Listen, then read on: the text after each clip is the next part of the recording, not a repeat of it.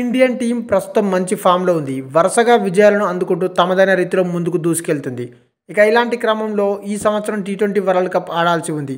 ఇక దానికి ముందు ఇండియా ఆడాల్సిన చివరి టీ20 సిరీస్ ఆఫ్ఘనిస్తాన్తో ఆడింది. ఇక ఈ సిరీస్లో 3-0 తేడాతో ఇండియన్ టీం ఆఫ్ఘనిస్తాన్ టీంను క్లీన్ స్వీప్ చేసింది. ఇక నిన్న ఈ మ్యాచ్ చూసిన ప్రతి ఒక్కరికి చాలా ఉత్కంఠను కలిగించిందనే చెప్పాలి. ఇక ఈ మ్యాచ్లో ఇండియన్ టీం మొదట బ్యాటింగ్ చేసింది. రోహిత్ శర్మ విధ్వంసకరమైన సెంచరీ చేయడంతో ఇండియన్ టీం 20 ఓవర్లకి 212 పరుగులు చేసింది. ఇక సెకండ్ బ్యాటింగ్ చేసిన ఆఫ్ఘనిస్తాన్ టీం కూడా 212 పరుగులు చేసింది. దాంతో మ్యాచ్ టై అయింది. ఇక తప్పేది లేక సూపర్ ఓవర్ ఆడాల్సి వచ్చింది. ఇక మొదటి సూపర్ ఓవర్ కూడా టై అవ్వడంతో సెకండ్ సూపర్ ఓవర్ ఆడారు. ఇక ఈ సూపర్ ఓవర్లో ఇండియన్ టీం తరపున రోహిత్ శర్మ, రింకు సింగ్ బరిలోకి దిగారు. రోహిత్ శర్మ మొదటి బాల్కి 6 కొట్టి సెకండ్ బాల్కి 4 కొట్టాడు. ఇక ఆ తర్వాత బాల్కి సింగిల్ తీసి రింకు సింగ్కి ఇచ్చాడు. రింకు సింగ్ భారీ షాట్ ఆడబోయి కీపర్కి క్యాచ్ ఇచ్చి అవుట్ అయిపోయాడు. దాంతో క్రీజ్లోకి వచ్చిన సంజు శాంసన్ కూడా భారీ షాట్ ప్రయత్నించి ఆ బాల్ బ్యాట్కు తగలలేదు.